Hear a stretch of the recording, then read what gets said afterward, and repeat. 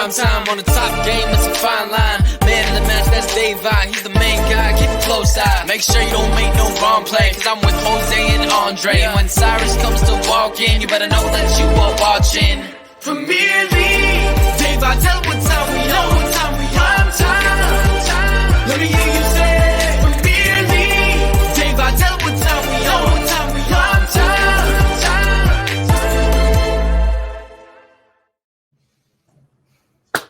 Hello and welcome to Premier League Primetime Season 4, Episode 3. And as you can see, I'm in a new place. We are in Europe, ladies and gentlemen, or at least I am. We are back. We're back again. Before I start the video, I just want to say big up to everyone sending the love to PLPT and myself for such a warm welcome here. Greatly appreciated, as always. Absolutely love it. Really am. And yeah, keep it up. And also before we start, unfortunately, a certain Sirius has, as per usual, gone MIA and has gone missing, like Bruno does in big games. But not to worry, we still have Andre and Jose. Yep. How are we doing, everyone?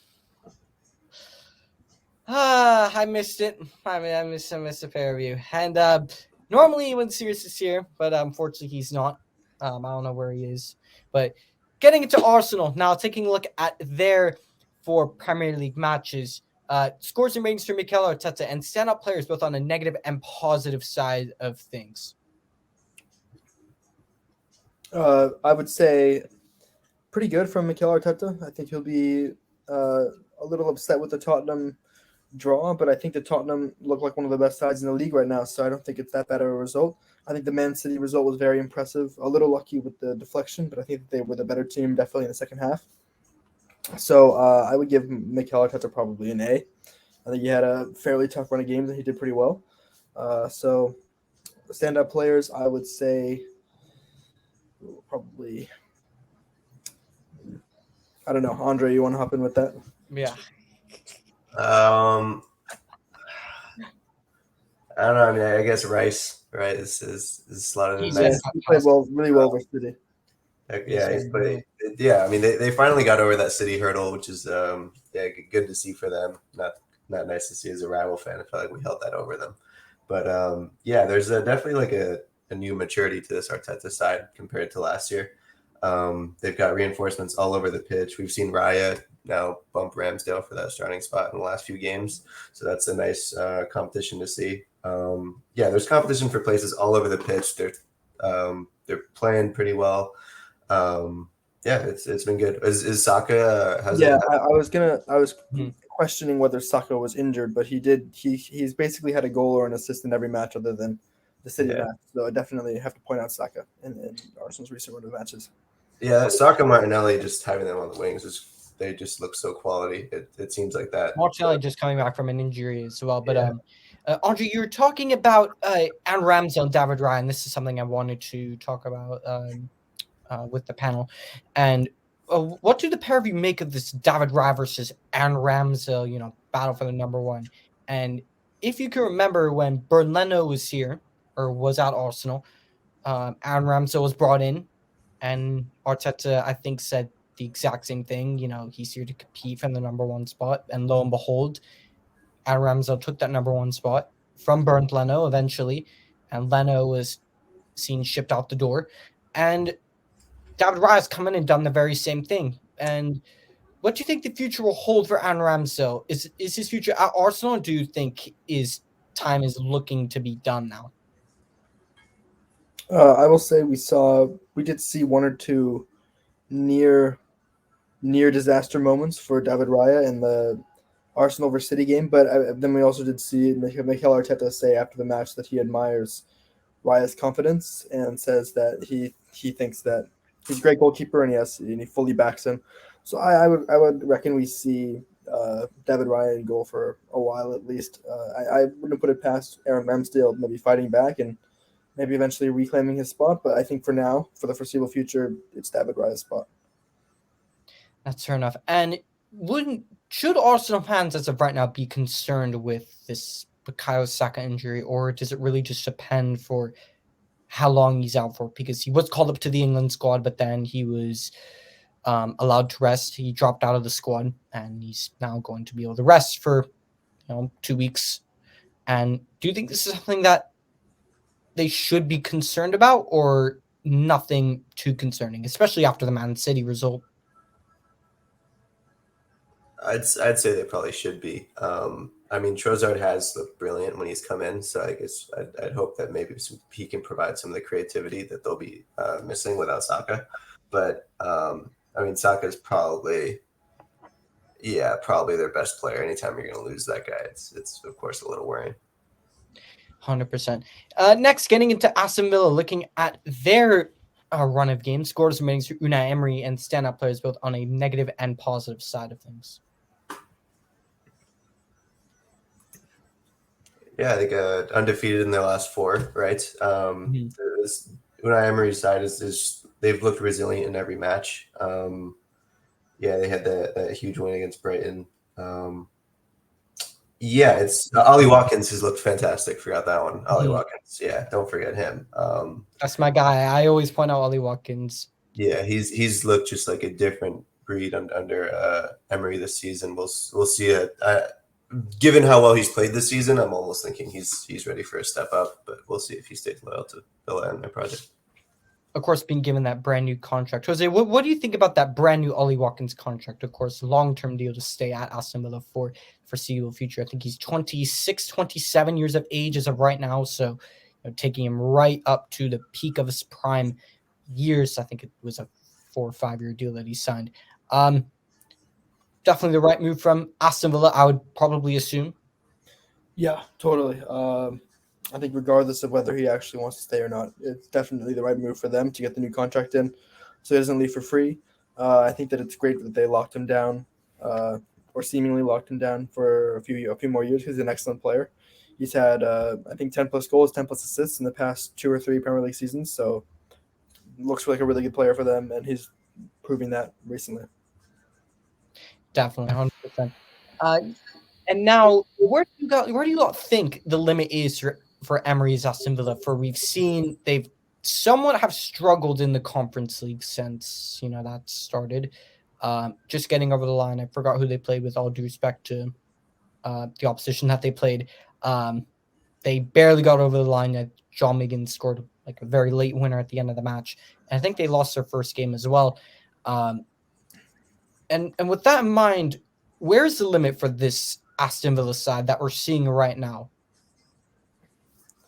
I mean, I would say they could certainly win the Conference League. I think the Mikel Arteta, what's his name, Unai Emery has certainly made a name for himself with European competition, especially the Europa League. So I don't think it'll be any different for him this year. I think they'll be definitely one of the favorites for the competition, and they can certainly win that. But I think that'll be about their limit this season. I think that maybe they'll get European football and they'll win that tournament, and that'll do it. I can definitely see them being contenders for that. Yeah, no, I mean their limit is probably just that they're not going to win anything domestically with the competition in England. Europe is going to be their hope. I wouldn't get too concerned over struggles in Europe because I haven't really seen a team. I mean, I know we joke around that the Conference League is, are farmers and whatnot, but I haven't seen a team that's truly destroyed that competition. It's that competition is still incredibly difficult and prestigious. It's I wouldn't be concerned if they're barely getting through the first few games at first. It's not a big deal. It's tough competition. Fair enough. Next, looking at Bournemouth, and their losing streak and winless run continues. Scores and ratings for Andoni Iraola and standout players both on a negative and positive side of things. Yeah, it's looking pretty bleak. I think the Chelsea draw was their only good defensive performance, but the Brighton, Arsenal, Everton, I mean, definitely not the easiest 3 teams to come against. Maybe they'll be disappointed with the Everton result, but looking very, very concerning for them. I think they're conceding a lot, and they only scored 1 goal in 4 games, so not looking too good for them. I don't really have any players for you. I think their whole team is underperforming, to be honest. Do you think too much weight is being put on the shoulders of Dom Solanke, as you were talking about, in prior episodes? Yeah, I mean, I think it's a similar situation with him and Taiwo Awoniyi. At Nottingham Forest. Yeah, they both often have to carry the pressure of being the only proper goal scorer in their sides, and I think that it's can be difficult when you're leaking goals, and then you're also only relying on one man for all your goals yourself. Definitely. And do you think that his job is in danger? And why or why not? And how much time do you reckon he will be given to try and salvage or save his job? Yeah, I think it's definitely in danger. If we saw Gary O'Neill get sacked after what he did last season, I think his job could definitely be in danger. I could see him getting. I mean, if these results continue, he'll probably get 2 or 3 more games. Andre, what do you think? Yeah, I think the team just isn't clicking. If they're going to need for sure goals from elsewhere, they can't just keep creating for Dom Solanke. It needs to be the attack. It needs to be more threatening than that. It can't just be Dom Solanke as your target man. And as long as they have a manager who's not going to play that sort of philosophy and use the assets that they have, job's in trouble. Fair enough. Next, looking at Brentford and their run of games, scores and ratings for Thomas Frank and standout players on both the negative and positive side of things. Yeah, Frank's project is predictably just going very well. I thought they've looked pretty brilliant. I think at this point European football is still a long shot for them. I don't think they'll get that. I think they'll probably remain pretty stagnant from last season, but I don't think there will be a drop off. They'll be continuing to pull off some shocker results. That they're going to continue to be a really tough place to go to, and also a tough team to host. So yeah, I think I remember last year me saying that Brentford's next step is not only going undefeated, but getting past just getting draws. They literally need to get the 3-pointers more. I think it'll probably be another season of that. Definitely. And as we're talking about this, I mean, looking at their past run of games, it just hasn't looked like, because earlier, last month it was clicking for Brentford, but now all of a sudden it just looks like it's just not. What do you all think is just going wrong at Brentford at the moment? Because it just seems like, something just isn't going quite right. Whether it's the attack, I don't think it's the midfield, because they've been brilliant all season. Then they still continue to perform, and whether it's the defense, I don't know. But what do you all think is just going wrong at this current moment for Brentford? So not catastrophically, but just not going quite right. Yeah, I think it comes down to like little moments of lapses of concentration that are losing them these games. I remember when we played against them, I think the commentators said that for the McTominay's winner, it was the first time that entire match that the defender on McTominay had lost his man, and it was just that one moment immediately just cost them the entire game at that late stage. And I think it's been moments like that. I think overall they're a very defensively resolute side, like they were against us for 90 minutes, but then at the very end, 2 little mistakes and they're punished. They've been punished for it. So they've been a little unlucky, I'd say, but they've also not been very good going forward. And I think that's not entirely their fault, with Ivan Toney being out for suspension problems, but I think that they're a bit lackluster going forward at the moment. Yeah, definitely. Next, looking at Brighton, and wait, Andre, you're saying something? I was going to say, yeah, I think a way to solve, because I think of that I think the draw against Nottingham Forest, where they drew 1-1, I think it was, and I remember I think they had a high XG, and they played really well, but some of those moments where they need to capitalize against teams like that, I honestly think is sometimes down to the individuals at the club. Like, they have the resources and the means to sort of, I think, be the next Brighton, but they're missing the recruitment. Don't get me wrong, I think Mbuma, Yohan Wissa have stepped in well for Ivan Toney, but Matthias Jensen as well. He has to be noted as well. Him and Norgard have been once again outstanding in that midfield. Yeah, I'm not sure I think Jose's right about the small moments, but I honestly think I feel like just the system is fine. I think Frank is doing his best, but I honestly think it's just you're going to need better players in the Premier League to capitalize and take the next step forward for them. It's a tough step to take. But, yeah. No, definitely it is. And looking at Brighton now, looking at their past 4 matches, scores and ratings for Roberto De Zerbi and standout players both on a negative and positive side of things. Yeah, they've looked really good again. Apart from the crazy loss against Villa, They looked really good. I'd give De Zerbi probably a B just because of that one result. But otherwise, I think they've looked at their best, and I really liked that I liked their comeback.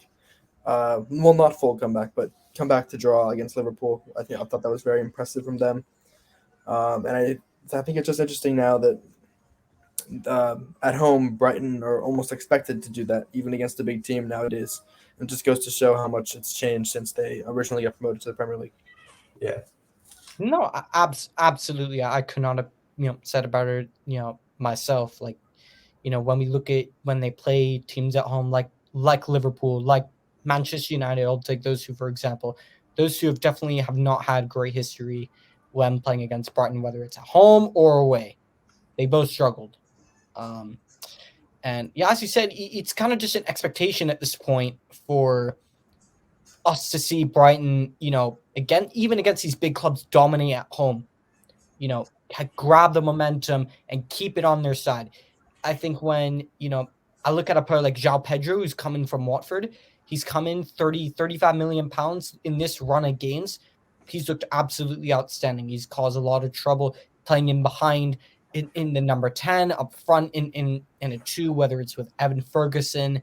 He's been outstanding. Karim Matoma yet again, but it's just typical routine for him at this point. Pascal Gross, absolutely outstanding. Solly March again. Yeah. I do think that Estupiñán injury is going to be a blow for them, but I think a player that we have to talk about, and he's been at Brighton for forever. Lewis Dunk. I think that's on. I think he got called up to the England squad, and yet again, he's deserved his place.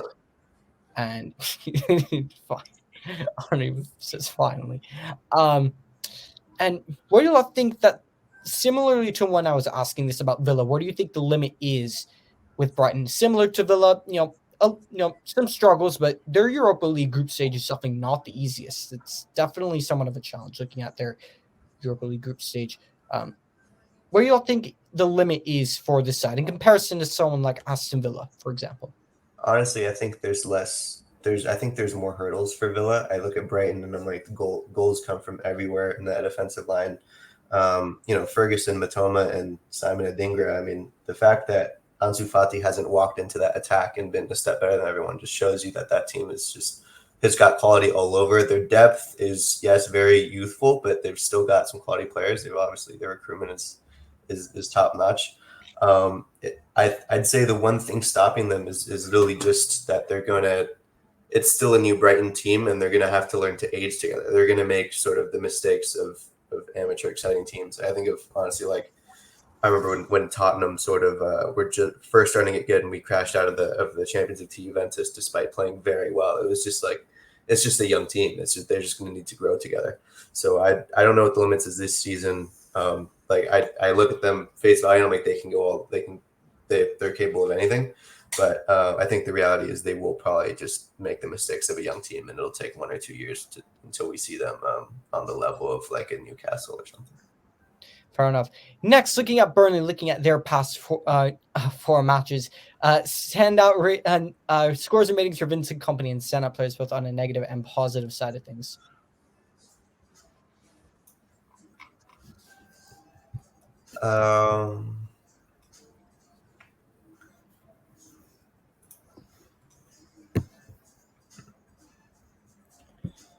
Or why not this?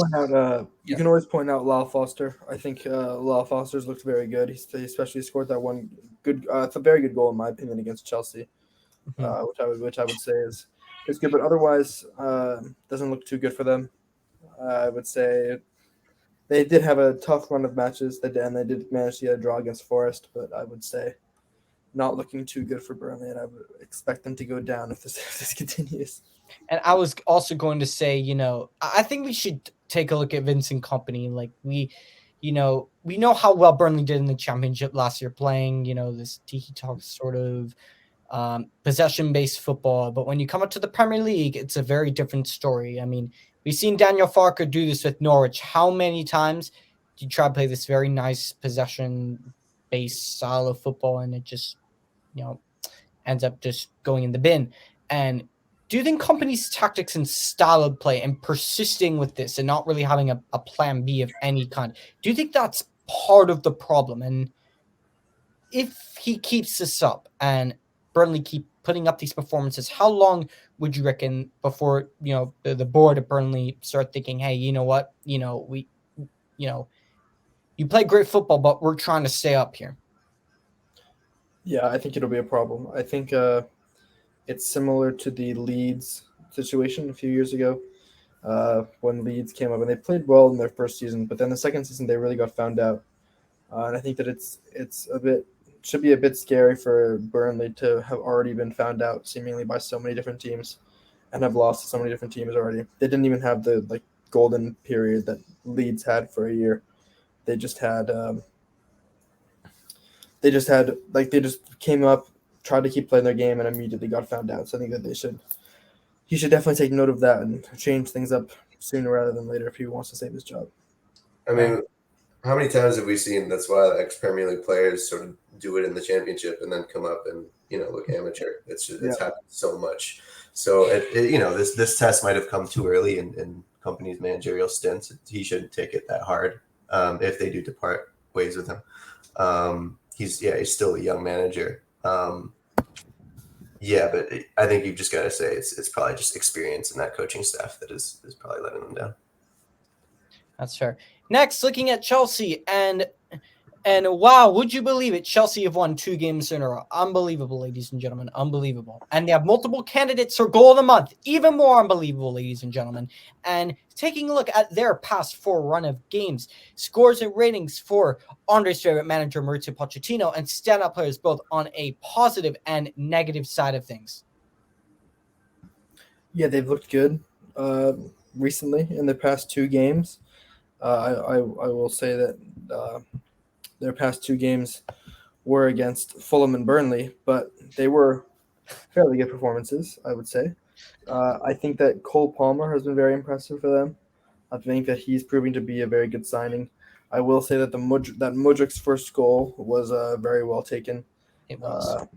And I think that and a very good team move. So things are looking positive for now. We'll see what happens when they play a bigger team. But I will say that definitely improvement so far for Pochettino. Yeah, definitely. And, taking a look at these recent performances from Chelsea, what do you think have you seen has changed? Even for example, everyone knows my thoughts on Conor Gallagher. Everyone knows, but he's taking the ball and he's not just being a roadrunner. He's actually taking the ball, carrying it forward, looking like somewhat of a ball playing midfielder. I'm just like, is this Conor Gallagher that I'm actually watching? Caicedo looking, more improved as well. Axel Disasi just making steps, keeps on getting better. Levi Colwill showing why he's, playing at left back, not even in a back 3. He's the left back for Chelsea Football Club. And once again, Jose's guy Raheem Sterling coming in with a decent performance against Burnley. Any thoughts on that? He scored 1 goal. That's all he did.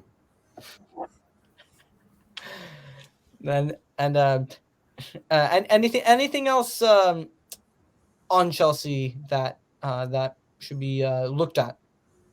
I will say, they have had. I think it's next that they have that really tough run of fixtures. Oh, they do. That's going to be have a very difficult run this next month. That's gonna test the loyalty of I think Chelsea supporters to Mauricio Pochettino and their project, their young project. They're gonna need the fans on their side. They're gonna need everything to hopefully come out of that fixture run respectively. Do we know what it is? Do we know it's Chelsea, Newcastle? Sorry, not Chelsea. Newcastle, Arsenal. Yeah, Newcastle, Arsenal. They play us. They play us. I see here. So yeah, you have. They play Brighton as well. I think they play Brighton as well. I've got Arsenal, Brentford, Tottenham, City, Newcastle, Brighton, United. That's hell. That's going to be a difficult month from they're now. going to be in the relegation zone after that. Well, I guess we can only wait and see. No, that's non-official prediction. Non-official Jose prediction. I mean, the good news is once they're done with that, they should be able to go on a good run. They're going to play with Everton probably after that at Sheffield, Wolves. So after that, they should be able to whatever. But that little run is going to be, that's going to be. I also don't know if Chelsea will be able to have like a contender for like goal a month, like starting like for next month. Like I don't know.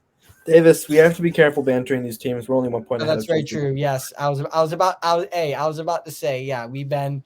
I can't really talk. We can't really. but then again, Chelsea could do some stupidness, and so can we. And also Armando Berger getting a goal as well. I think I have to mention him as well.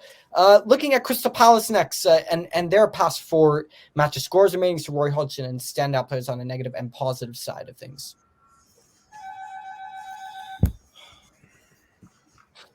You guys, what do you think of Palace? You guys did finally get that narrow win.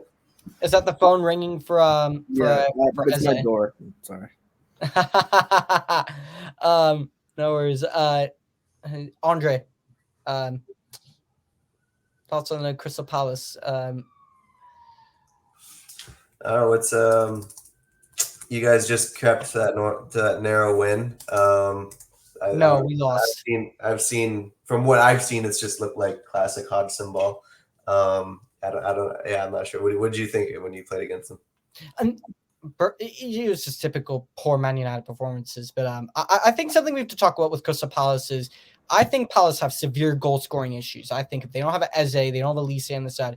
I think with those two out, I think Mateta's not clinical. Edouard can't really hit the target for his life to save his life right now. Czech Doucouré is a wonderful midfielder, but he's like a box to box. He's not someone that's gonna drive forward and score your goals. And Jose, do you think Palace as of right now, without Eze, without Olise on the side, do you think that goal scoring is going to be a big problem for them? I mean, it seems like it could be, especially with the last few results. But I think that would only make it a lot harder. So yeah, I do. I literally think it's like because I honestly think Mateta and Edouard could flourish in this league. I'm just desperate for Palace to finally get out of the Hodgson era. Like I can't believe I'm still in shock they brought him back. I just want to see like a manager get a good chance. Just bring in Will Still at Palace. I'd love to see that. I was more shocked, honestly, that they kind of did well when Hodgson came back. I know. Well, I think it was kind of like a new manager bounce as well. I mean, I guess so, but I was surprised. I thought it wouldn't even be that because he had already been there. So I thought they would just go back to playing poorly like they did under him in the first time. But they started playing well, and I think they kind of actually started the season okay. So that was kind of surprising. But I also am excited to see them exit the Hodgson era. I thought that the Vieira era was exciting, and then they got rid of that. But definitely Will Still would be a really good manager. That would be interesting. And I don't know if you have seen it, but have you seen the recent meme there was one of Palace and one of Chelsea. Like for the one with Chelsea, he has like Mauricio Pochettino in like the dreadlocks. And I don't know if you've seen it, but he got cracked me up. And there's one with Crystal Palace as well, and it has Roy Hodgson just wearing a do-rag with all the other Palace players. That was fine. Next, looking at Everton, and you know what? Fair play to Everton because it looks like they're actually turning a corner. Scores remaining for Daishi, Sean Dyche, and stand-up players both on a negative and positive side of things. Yeah, it does seem like they're doing a lot better. It seems like they've gotten organized. They've locked down the defense and started scoring a few goals too. I think I definitely want to point out James Garner, who's looked really good recently. Also, Abdoulaye Doucouré has looked really good recently too, and Jack Harrison. I think they've all looked really good for Everton. 100%. Jose, you now would know a thing or two about James Garner. A former Man United player. And of course, English Cafu is back. Ashley Young, he's back at the side. 38 years of age, still going, still starting every match. I don't know how he does it. But I think one thing I do want to talk about Everton is the new ownership and club takeover. I don't know if a lot have heard or had seen, but it looked like that Moshiri was going to sell Everton to I think a group of American investors to take over like roughly I think 75% of the club, and so but apparently like the takeover's at risk. Do you think this will go through? And if it does, what could this mean for Everton, like going forward? I think it probably will go through. I think the fans have voiced their discontent for a long time with these current owners. The only other club than our club, United, that has had such sustained protests is Everton. So I think that the change does look likely, and I think it'll probably happen at some point.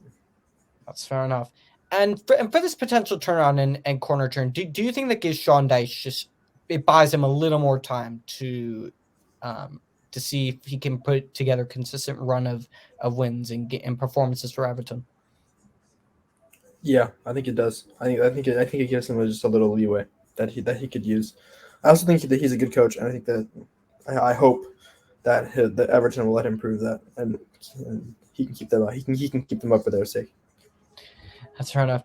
Next, looking at Fulham and their past 4 matches, scores and ratings for Marco Silva and stand-up players on both a negative and positive side of things.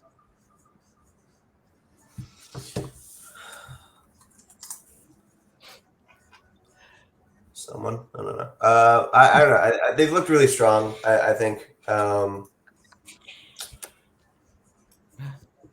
Getting back to it, Willian's looked good for the first time in a while. I think Polini's done well in midfield as always, and I've liked Castagna for them as well recently. Oh right. Oh yeah, they signed Castagna. I almost forgot about that. They have a team. It's not Premier League rejects, but kind of, and I don't know. It's exciting to see. We were kind of saying this, last year. When they signed preseason Pirlo Pereira, they brought in Willian, Harry Wilson, Carlos Vinicius. Andre, I know you know a thing or two about Carlos Vinicius. Don't they have Iwobi too? Oh yeah, they did. Yeah, they signed Iwobi as well. Yeah. I know. I've seen people complaining about Tim Ream. He's not. They're making fun of him. I don't know. Tim Ream's like one of their best players. I don't know about one of their best. He's their captain, and every time he gets on the ball, the fans all yell "Ream" in the stadium. Yeah, that's about as much as I can say about him. He did have a little lapse of concentration. I think. Yeah, it was against Chelsea. It was just literally in Dublin watching that match. I'm just like, what are you doing? But other than that, he's been. Yeah, I think I just saw that bit, and then people on social media are horrible. So, but yeah. No, Andre, you're not wrong about that. You're not. Yeah. Next, looking at Liverpool, taking a look at their past 4 matches. Very appropriate name. Should I replay that? I guess I'll give it a replay then. Looking at Liverpool's past 4 matches, scores and ratings for Jurgen Klopp and stand-up players both on a negative and positive side of things. Jose, over to you. Yeah, I think I think they've been very hard done by in their match versus Tottenham. I think I personally wouldn't have given the red card as a red card. I think that it's a very unlucky. It's a very unlucky roll over the ball by I forgot the player Curtis Jones. Yeah, I thought it was very unlucky. He obviously wasn't going for the player. I probably would have just let him have a. Let him off with a warning let him off with a warning or even a yellow card. I think a red card is foolish, and I've been tired of seeing unintentional things like that be given as red cards for a long time, especially because it usually means a 3-match ban, which is ridiculous. And then obviously the goal, which I think would have probably turned the tide for Liverpool, definitely in that match if it had been given. And I think they were just unlucky at the end to concede as well. So I think that they certainly have a right to feel hard done by. Obviously, don't think the match should be replayed, but I think Klopp calling for it to be replayed shows the severity of the mistake, which I think is important because the mistake was very ridiculous. And I think other than that game, I think Liverpool can be very proud of their performance. I think a draw against Brighton nowadays as a big team is not something to be too disappointed about, funnily enough. So I think that Liverpool can be proud of their recent performances.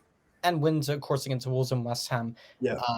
Mo Salah just keeps on scoring as well. Diogo Jota as well, Luis Diaz. But I think Diogo Jota's really stolen a lot of the headlines with his goals as of late and as of recent. Think you have to take a look at that. And I think another thing we have to look at, and we've hinted at it for some time now. I think we talk about Van Dijk, Virgil van Dijk. Do you think his best center back in the league title that he's had for so long, do you think that should be potentially looked at for review? Because it just looks like that he's just slowing down as he's getting older. I think he's 32 years of age. It's definitely slowing down a bit. Still one of the best out there. One of the best of the best, but it just looks like he's slowing down a bit. And do you think that's something that Klopp and Liverpool will need to address, in the near future? I mean, I don't think he's a bad player. I think he's not the player he used to be, but I think that he still could be a very good player for Liverpool for a year, maybe 2 or 3 more years at least. I think that Diaz and Saliba will certainly be calling for a VAR review of his title as the best center back in the league, as you would say, Davis. But I think that he's still a good player, definitely. Of our league, choose your dream back 2 or back 3, whatever you want. Choose the 2 or 3 best center backs that you're going to have in your team, in your dream Premier League team. I think every Premier League club, right now at this current moment would choose Man United's starting pairing of Evans and Maguire right now. Yeah. All right. No, that's a good question. Jose, what would you say as of right now? I would take Saliba and Gvardiol. I'd say Ruben Diaz and probably William Saliba, maybe John Stones, but I'll go Saliba and Ruben Diaz. That's what I do. Nice. What about you, Andre? Are you going Van de Ven and Romero? I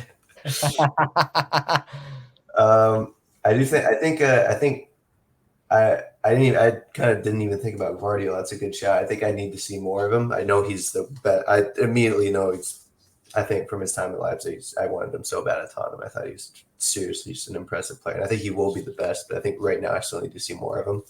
So I think right now I'd still go like a Thiago Silva with maybe Saliba and then my boy Christian Romero, of course. That's really interesting. Thiago Silva, that was definitely good last year, but but he's slowing down a little bit. But slowing down, but I still think cross is permanent. He gets better with age, Thiago Silva. Next, looking at Luton, and you know what? Luton actually won again, so you know what? Fair play to them. Scores and ratings for Rob Edwards and stand-up players both on a negative and positive side of things. And I will say for stand-up players, Morris once again netting the crucial goals for Luton to try and keep them up. But I think apart from that, there's just the results are more respectable. Like it's gone from like 4-0 to 1-0. They got a draw against Wolves. Losing only 1-0 to Tottenham, you know what? Against one of the best teams in the league right now, you know what? You take that, you take 1-0 and you move.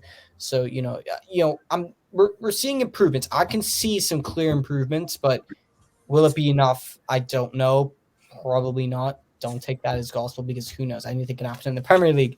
I think they're adjusting to the pace and intensity nicely, but they're not growing as a team yet. So that's what I don't think they're there yet. Yeah.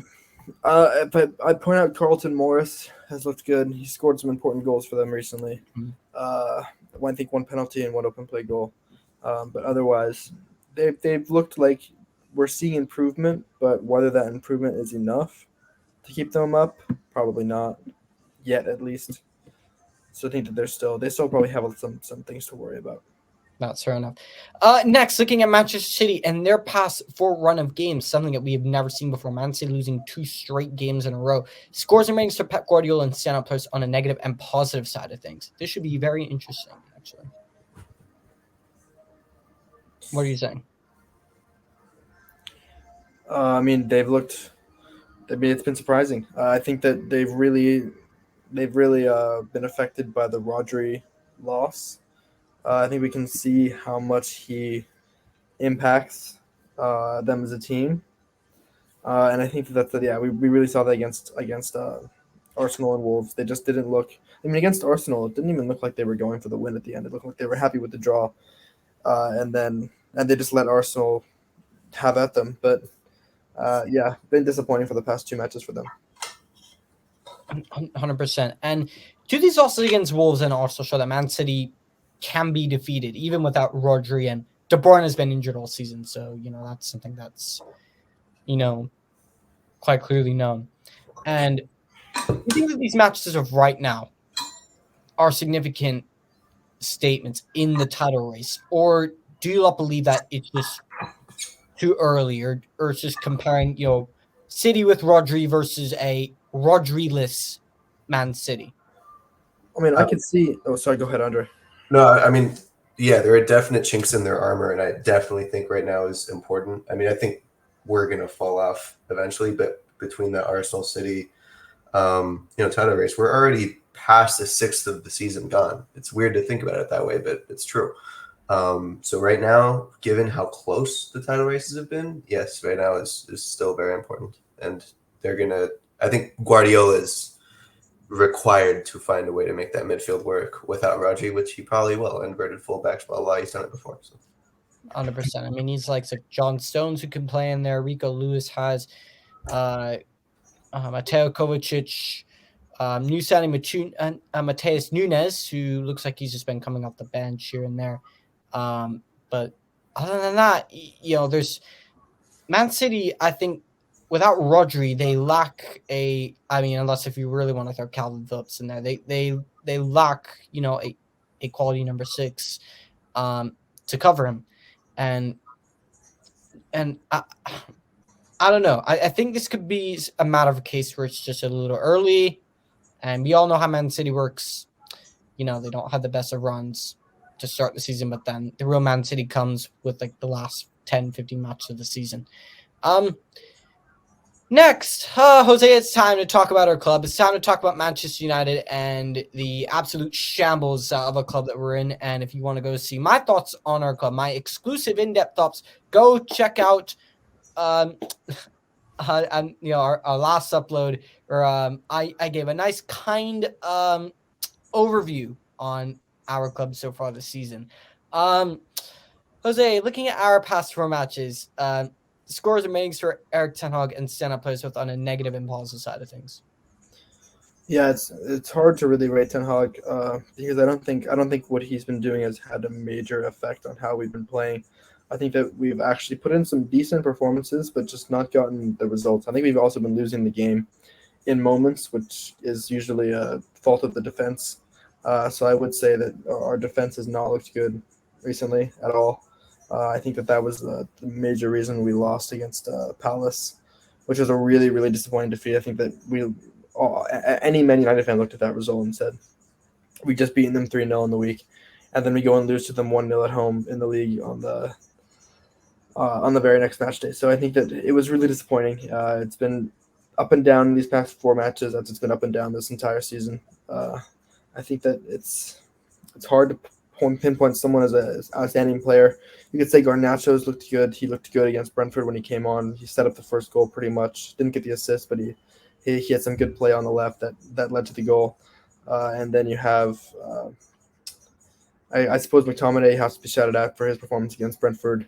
But otherwise, not many people stand out really. I think there are definitely some that we can say that stand out, at least on a negative side. I mean, Oh, on a negative side, sure. Sure. There are right, a lot to let's say. say negative and positive for a reason, Joe. Yes, yes. Marcus Rashford, Bruno Fernandes Yeah, don't have get me looked started. absolutely shocking in the past few matches. 100%. And I once again, kind of like how you and I have been saying for the past, literally the past 4 seasons we've been doing that we've had our podcasts, right? The Man United striker position is a graveyard shift. Martial and Cavani back in 2021. CR7, Martial, whether it's Rashford playing up front in 21-22, 22-23, Rashford, Martial, Starboy without Weghorst even there, right? And now it's Rasmus Højlund's turn to suffer. And for me, you have to feel for the kid. And for someone to come in for that price tag and fee, I like what I see.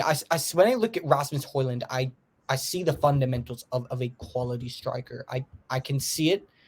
In the Champions League, he's been scoring goals. He hasn't been doing it yet in the Premier League, but I'm sure he will. But the issue is going to be, will he get service or not? As it always has been with Man United for time and time again. I'm on a repeat here. Yeah. No, but I think he's a great striker. I think he has every quality that you would want. I mean, I think that in a great striker, I think that he has anything you would want. I think he has speed. I think he can dribble. I think he shows his ability in tight spaces like he did in the Champions League with that the goal that was offside where he just faked a shot and then finished cool into the top corner. It was really great to see. I think he had I forget who said this, but someone said he had a little Van Nistelrooy in there, which I think is a great compliment you can receive, especially as a 20-year-old. 100%. And on players that, things are just not going. Of course, man, you have an injury crisis, and that's taken into account. But I think we have to talk about Andre Onana right now. Yeah. What on earth is wrong with Andre Onana? Like when we signed Onana, like was there some sort of no working risk clause in that, or whether it's a no working risk clause or risk removal clause in that transfer, because it just doesn't seem like his risks are even working at the moment. Like that pass he played in the Champions League to Casemiro. People want to blame Casemiro for that. Yeah, sure, we conceded their way, but you're trying to not concede goals. Casemiro had to do what he had to do. But he just moronically played him that. Yeah, I mean, Casemiro was always going to slide in. He's just that type of player. I don't think that's something we can really blame him for. I think that Onana definitely, when you're the goalkeeper, you can see when the players are coming. So it's always, in my opinion, your fault if you play the pass in a dangerous position. 100%. I think it's strange with Onana because he wasn't one to make a mistake at Inter or Ajax, but when you go to Man United, you have the entire world watching. So I think it's a lot of pressure immediately. And I mean, I will point out, we have seen great goalkeepers like David De Gea and Thibaut Courtois move to clubs like Man United and Real Madrid and start off very poorly and have all the fans attacking them. And then a year or so later, they get into some of the best form of their lives. So I think that I'm more than willing to wait on Onana. I think that he's a good goalkeeper, and we'll see that eventually. But he's going through a rough patch right now, definitely. No, of course, I don't blame that. There's a very good goalkeeper in there, but when we signed Onana, Andre Onana, what we saw at Inter and Ajax, he is the antithesis to David De Gea. We saw him off his line, cross-collecting, brilliant. Shot stopping was still very good, playing the ball out the back very well. But we're seeing mistakes that I would expect from David De Gea. We would expect from David De Gea. And Andre, I'll throw this one out to you as well. What are your thoughts on just the whole Andre Onana situation at Manchester United right now? Is it as poor as some of the fan base fears that it is, or is it just kind of as Jose has said, and just something that we're gonna have to ride with this rough patch that he's having at the moment? I think Onana is probably. I feel like I don't know if Onana is the goalie who's going to be able to go sort of under as much stress in games, like the way that De Gea maybe. I still think De Gea is a better shot stopper than Onana, right? So I don't know if Onana is capable of doing that for United. And you look at other top class keepers, Alisson, Ederson, they're not under constant threat, but they do come up in the right moments and make that save. I think Onana is capable of that.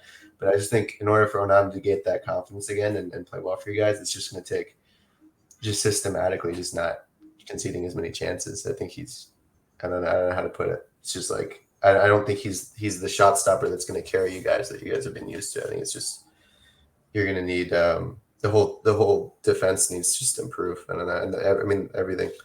So I think he can be a way forward, but yeah, he can also hold you back. It's a weird situation. No, I agree with that. And when we're talking about systematically, and Jose, I know you've been very pro, 110% behind Erik ten Hag, and I'm so behind ten Hag as well. But, looking at some of the team selections and some of the ways that he set us out, looking at, some of our performances where we would just, like the Burnley performance, for example, where we scored a goal and parked the bus against Burnley. Do you think that there are times, especially during this run of games, where we can look at Ten Hag and we can look at his team selection or the way that we set out and just take a look at it and think, this doesn't sound right to me? Like, are there moments that we've seen from Ten Hag so far that we can look at and question? Or do you think this is not on Ten Hag whatsoever? Well, I think that there are moments that we can question. I still don't think it's on him at all. But I think that there are things, especially in the last match against Brentford, that we can really question. I think that we can question why Rashford started that match over Garnacho after Garnacho's performance midweek. I think that we can question some of the, I forget who else. There was someone who started in that match that I'm forgetting. The constant need to play Bruno 90 minutes and how he survived 90 minutes every game. Bruno's also been terrible, so I don't know why he keeps picking Bruno. I think that giving Bruno a rest could really do him wonders. And I also think that I don't like Bruno on the wing. I don't think it ever works very well. It takes away from our attacking threat. Like when we keep trying to shoot on Bruno and Mount, and I know Mount comes off, but it's Mount. Yes, Mount is the player. I don't think Mount works with Bruno. I don't think Mount and Bruno in the same team will work because I think that both of them give away the ball so many times that it just never works. I think that if you have one of them and that one player is the one trying the crazy passes like Bruno does all the time, Mount can be that player, but I don't think Mount and Bruno in the same team can work because we just give the ball away too often. I think Mount's also more of, I'm going to say one thing, Mount's just more of a runner. He is running around all over the place. Give 110%. I don't think we have control over the midfield whatsoever when Mount and Bruno play together. No, 100%. And this is why especially in that Palace game, like Czech Toure, in my opinion, bossed that game. Because when you have Mount and you have Bruno both in the same team, and I also think Mount gets hauled up because I will defend Mason Mount slightly because he's definitely an easier target because he already splits the fan base as is, and Bruno will survive yet again. We'll play 90 minutes again, which again I just don't understand why he doesn't get dropped. But there's a lot of work for Man United to be done, like the Sanchez situation that hopefully will just get sorted out. I know, Jose, you gave your thoughts and made it very explicit that you wouldn't want to see Sancho play for the club again. But I think a Man United with Sancho is better than possibly Man United without Sancho because it gives us something else to offer in the attack that we don't really have right now. What do you think? Oh, yeah, definitely not. I hope he never plays for the club again. There you go. On the other hand, Newcastle now, wow. Now that's a side that's been impressive, ladies and gentlemen. Looking at their past 4 matches and, shout out to their win and first Champions League match at home, I think in around 15 years, 20 years, beating Paris Saint-Germain by 4-1. Scores and ratings for Eddie Howe and Center Post both on a negative and positive side of things. Yeah, I watched that just a complete high, I think, in the Newcastle project, which was that win against Paris, where they just kept Mbappe quiet. And you just look at that team, and you're going, yeah, they're gonna be dangerous. I hope they can keep fighting on all fronts. I'm surprised Gordon has looked as strong as he has for them. Yeah, it's yeah, I don't know. I've been a huge fan of Eddie Howe this season. I'd probably give him like an 8, I guess, for this run. Bruno Guimaraes, new contract as well until 2028, with a 100 million release clause. Definitely a huge signing for them. But also, I'll see this. Like, also looking at like their injuries are starting to mount a little bit. Like, I think Anthony Gordon was suspended. Harvey Barnes is out injured. They're definitely losing some players. Joe Linton's out. Like, do you think that these mounting injuries could be a problem for Newcastle, or do you think that they're just going to continue right along as they have been so far all season?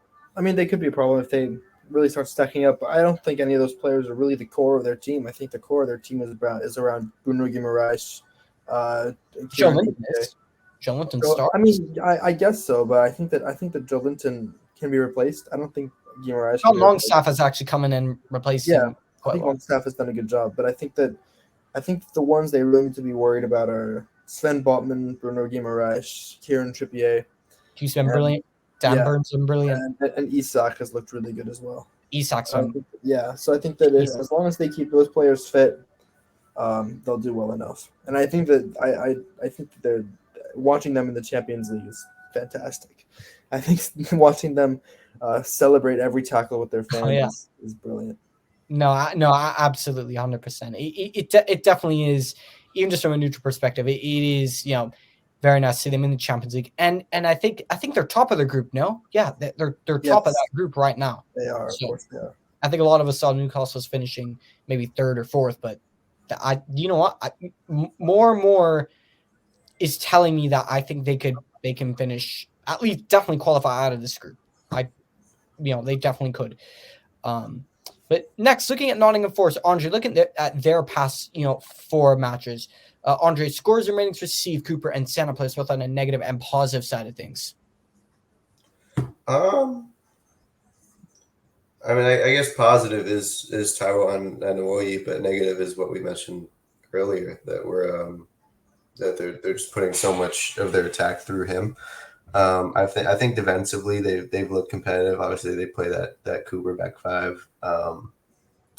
They've been playing a back 4 as of recent. No, I think. Have they? I believe they've been playing a back 4 like more often. Back 4 double pivot, maybe. It's like I think he's played. Steve Cooper's been playing you're right. He played a 4-3-3 against Palace and that 0-0 draw. I think another team that I guess sort of in that Premier League reject sort of range like that we mentioned with Fulham. I think Steve Cooper, the project is going okay. I guess I'd probably give him like a 6. Yeah, that's fair enough. Callum Hudson-Odoi signing in as well, and Alanga trying to supply the goals in the wings. I think Morgan Gibbs-White. I think we need to talk about Morgan Gibbs-White because I think he looks like a player that just looks a bit overwhelmed. I think when they had a really good trio or trident in the attack going for them with Awoniyi, with Brendan Johnson, and with Morgan Gibbs-White, but Brendan Johnson's gone off to Tottenham, and I think Awoniyi's kind of dropped off, and I think a lot of that pressure is now back on Morgan Gibbs-White as well. And I think just looking at that, I think he definitely has struggled with trying to take the mantle of scoring goals to the point when you look at like Nicolas Dominguez in midfield, he's scoring goals. When you look at the likes of Danilo, he's scoring goals. So I think he's one to watch for just the time being as of right now. Next, looking at Sheffield United, and they've lost all 4 games. Scores and ratings for Paul Heckingbottom and stand-up players on a negative and positive side of things. Jose, I'll go. Interestingly enough, their best performance here was probably against Tottenham. who had to come up with a 100th minute winner. I think it was it Kulusevski who scored that Mhm. goal. But they looked good in that game. They were very rough, and I think that they really wanted it, but they were just missed out on the points on the 1 point in the end. But otherwise, it's looked pretty bleak. Obviously, the Newcastle result was horrible for them, but I think that they're in some real trouble this season. What do you think the bigger issue is going to be for them, man? I'll ask the panelists. What do you think their bigger issue is? Scoring goals or conceding goals? I think conceding for me. I mean, they've conceded 2+ goals in each of these matches. Putting the Newcastle game aside, because 8-0 is just a freak show. So just I mean, I think still. I mean, you can't. I don't think that there's any point in them trying to start scoring goals until they figure out how to stop conceding. I think that needs to come first, and no side is stable until they start learning how to not concede goals. that's very fair. Andre, what do you think? I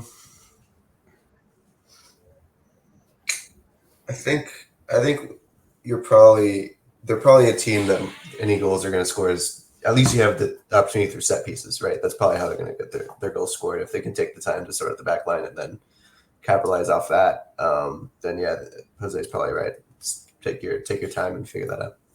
That's fair. Next, sorry, Andre. It's your time to shine. Tottenham Hotspur.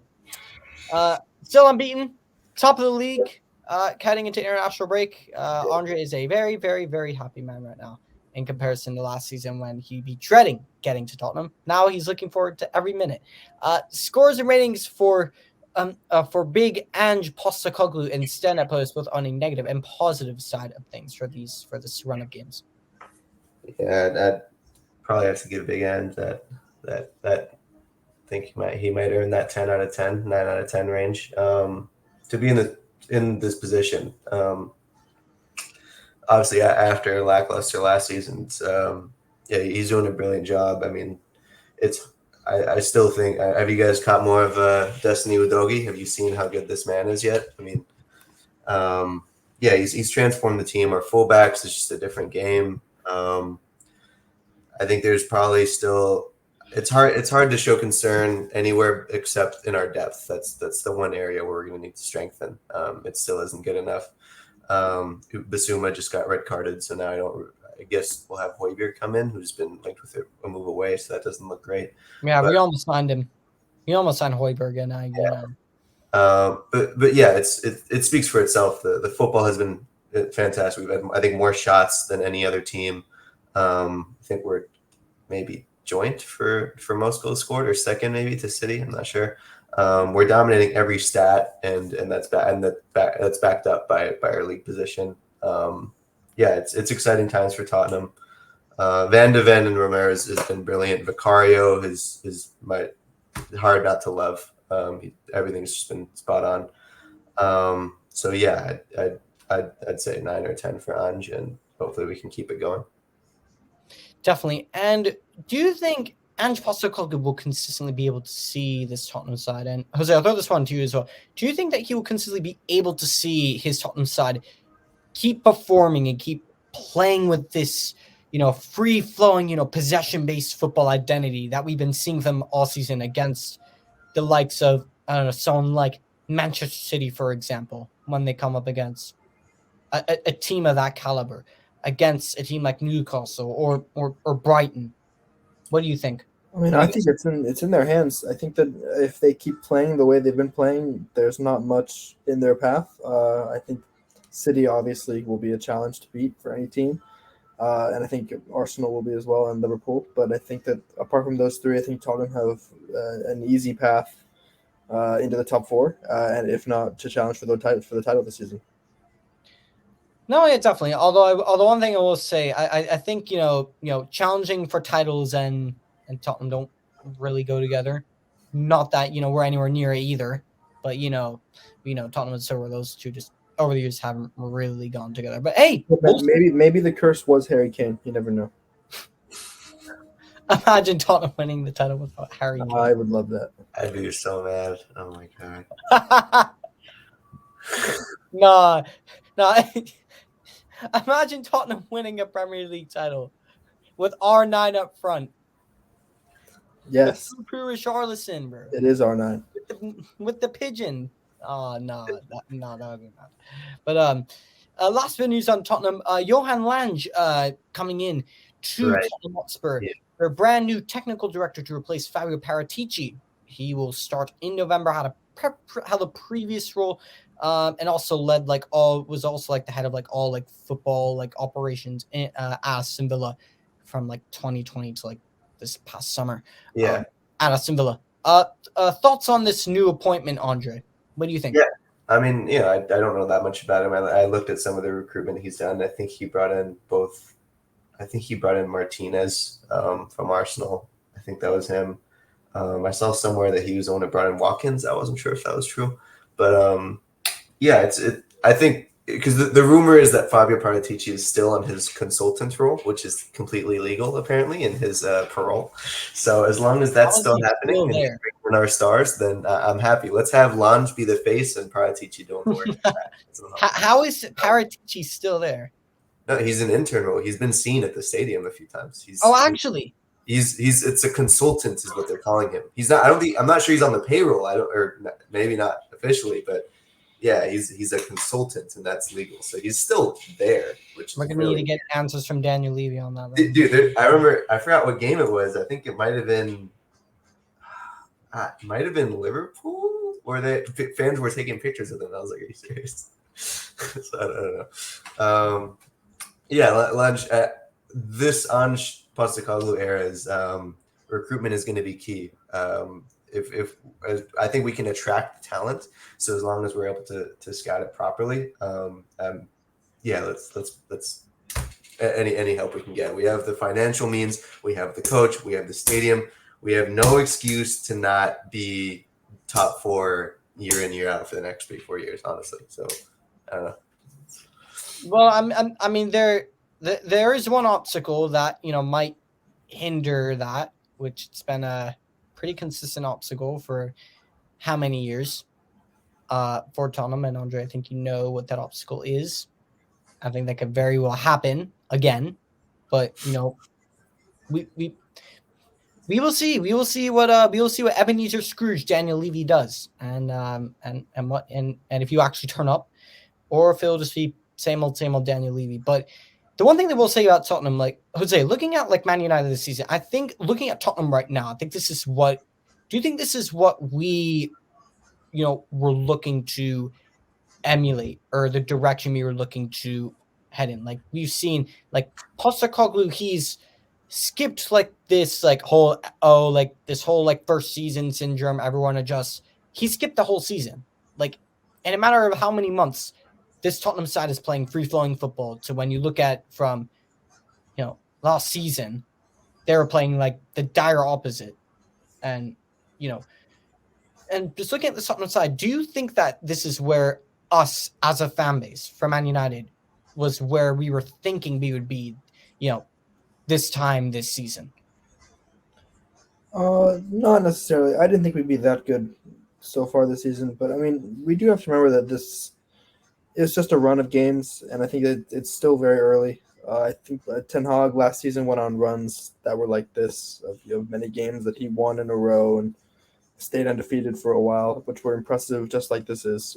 I think Tottenham very well could go and surpass what we did last season, but I don't know. We'll have to wait and see. I would like to see us at the level that Tottenham are currently at, but we'll find out. Anyways, two teams out, starting with West Ham, and they have turned things. It definitely looks like they've turned things around. Looking at their last 4 games, playing Man City and Liverpool, never the easiest of things. But taking a look at their run of games, scores remains for David Moyes and stand-up players both on a negative and positive side of things. Jose, I'll go over to you. Yeah, probably the hardest run of games of any team on this list.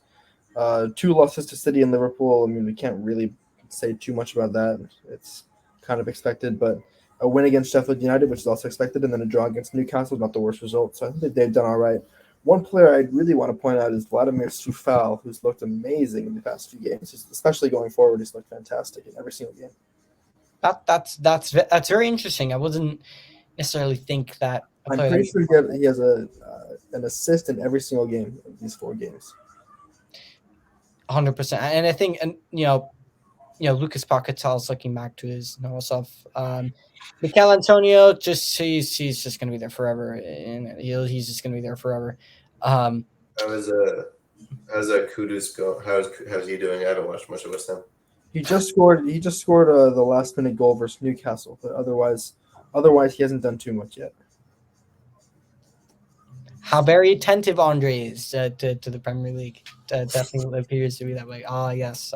It's just hard to watch any other team after I've seen Ange ball. Like, I'm literally so excited. Okay. Yes. Tottenham has the Ange ball. Big Ange. Let's not act like, let's not forget what's happened every year when they've gone on a good run at the start of the season. I see our total football, and I'm like, where's Johan Cruyff? Like, honestly, where is he? Oh, okay. Yep. This is where I cut it. No. Do not compare to the great legendary Johan Cruyff. Okay. All right. No. I'm sorry, but I'm just gonna interrupt there right now. No. But going back to West Ham, I think a player that signed a brand new 7-year deal, scheming out the club to 2030. Congrats to Jared Bowen as well. He has been the star of the show. I mean, Jose, how influential, how important is this guy to West Ham right now? Oh, very important. He's a great player. Yeah, that's really all I can say. I mean, he's been good in the past few games. I think Soufal's been better though. That's fair enough. I'm saying, I don't know. Is this going to be a new thing now? Like, with you and Soufal, like with me and Soufal? Oh, we'll see. Kind of like it's, I don't know. I don't know. It could be like, I don't know, like a reverse, like Jose and Raheem Sterling. Yeah, it could be. We'll see. We'll see how Soufal goes. We'll see if I like him or not. We all have our players. It's Jose and Soufal, me and Matoma, Davis and Jadon Sancho. It's all we all have. Me and Sancho, but I don't even know what to say. But James Ward-Prowse as well. I think he's been wonderful as well. Once again, not called up to the England squad, but hey, am I surprised? No, that Calvin Phillips gets picked. What a surprise! Shocking decision from Southgate as always, but we move. But and last but not least, Wolves. And now you know what? Looking at Wolves now, they've got a decent turnaround on their hands now. Looking at their past run of games, scores and ratings for Gary O'Neill and stand-up players both on a negative and positive sort of things. I mean, immediately I'd have to point out Hee-Chan Huang he's looked brilliant in the past few matches. Pedro Neto as well. I think that the big thing for Wolves recently is that they've got things together going forward. So I think that they've been doing that well. They've been scoring goals, and they've not been conceding too many either, which has been very good for them. Definitely a good turnaround from Gary O'Neill. Very expected though, I will say.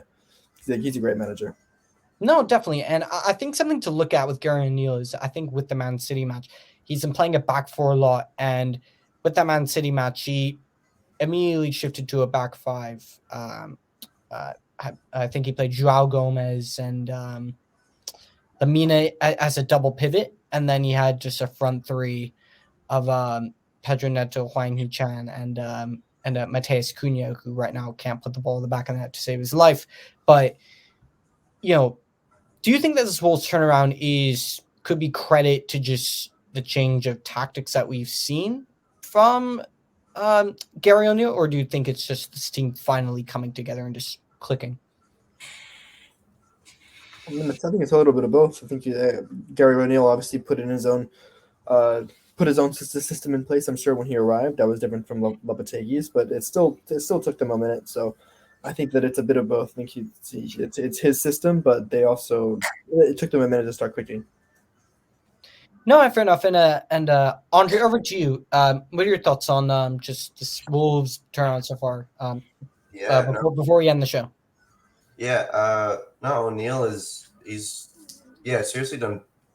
He's already exceeded my expectations. I think just the football they're playing, the chances they're creating, I think is impressive given how sort of dire we saw Wolves like chance creation in past years and under different managers too. So to see Gary O'Neill out coaching Julian Lopetegui is crazy. Yeah, I saw like all He's of too happy with you saying that. I know he's a big fan of Lopetegui. no, no. I mean, I see all those memes were like what was it after they beat, was it City with the Korean guy, that whole thing? Oh yeah. No, I think I don't. Not only do I not tip like Wolves to be sort of bouncing out of that relegation zone, I don't want them to. I mean, they went toe to toe with Villa, right? I think they still put up like 10 shots against Villa, and yeah, they're keeping up with every single team, and if O'Neill's doing that this early, thrown into the mix so quickly and so erratically, it's just like, yeah, I can't wait to see how they'll grow as a team. Yeah, and yeah, there you have it. Andre Jose, was there anything else that we forgot to mention, discuss, or anything else you want to throw out before we end the show?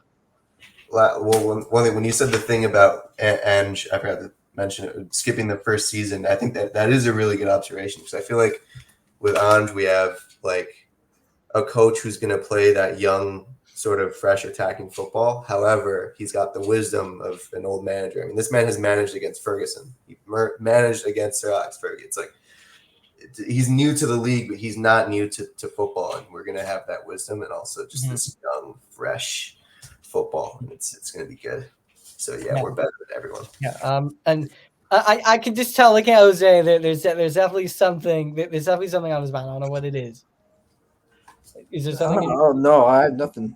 All I can say is that Soufal is an amazing player, and Sterling is shocking. My man just like literally found out about Soufal just now, and he's been playing at West Ham for literally for how many years? I've known who Soufal is. All I can say is he's been fantastic in the past few games. We'll see how the rest of the season goes, if I put him in my team this season or not. And on that note, we will end it. There's season 4, episode 3, and we will speak to you very, very soon. Thank you so much for your time watching this, and let us know in the comments down below, what are your thoughts on the topics that have been in store in this feature of Premier League Primetime in the comments down below. Smash like on the video and subscribe to the channel, and be sure to check out our other platforms on Instagram, Spotify, and Apple Podcasts, and wherever you are watching this in the world. We hope you have an absolutely fantastic day / evening.